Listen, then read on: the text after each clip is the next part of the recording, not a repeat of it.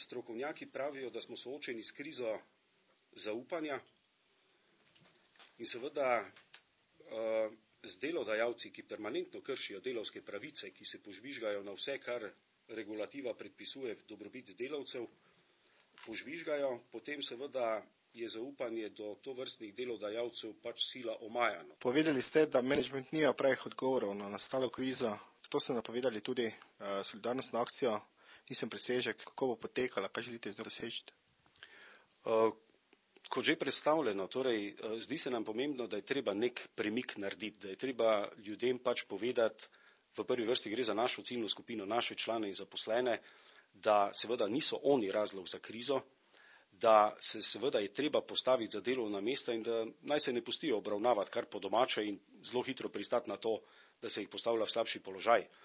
Akcija je namenjena tudi, bom rekel, moralnemu pritisku na delodajalsko stran, da seveda skuša pred odpuščanjem uporabiti vse druge možnosti, preden poseže po teh najbolj radikalnih ukrepih in seveda gre tudi apel aktualni politiki, ki je po naši oceni, torej govorimo o državi, ki je dolžna slehernemu delavoljnemu Slovencu delo tudi zagotoviti.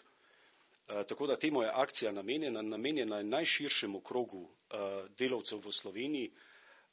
Mi bomo akcijo izpeljali v tem našem okolju, seveda je pa akcija ponujena vsem tistim, ki podobno razmišljajo, ker je po naši oceni solidarnost med delavci v tem trenutku sila pomembna, ker solidarni lahko nekaj dosežemo, vsak zase pa moram reči, sem prepričan, da ne bomo nič dosegli. Opozorili ste tudi na nekorektno odnos delodajalcev do zaposlenih?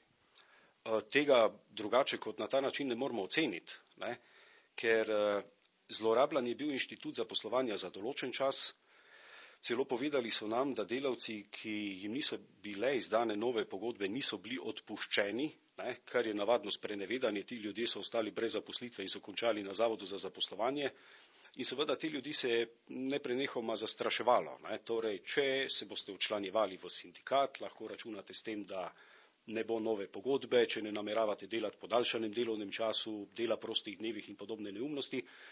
In seveda ti delavci so v deprivilegiranem položaju in na ta način nekako zastraševani. Skratka, do njih se uporablja en zelo nenormalen odnos. Torej, ne gre za nobeno partnerstvo med delavcem in delodajalcem, ampak gre za en nadrejen odnos, en diktatorski odnos, kjer delodajalec postavi svoje pogoje in delavca preprosto postavi pred dejstvo take it or leave it.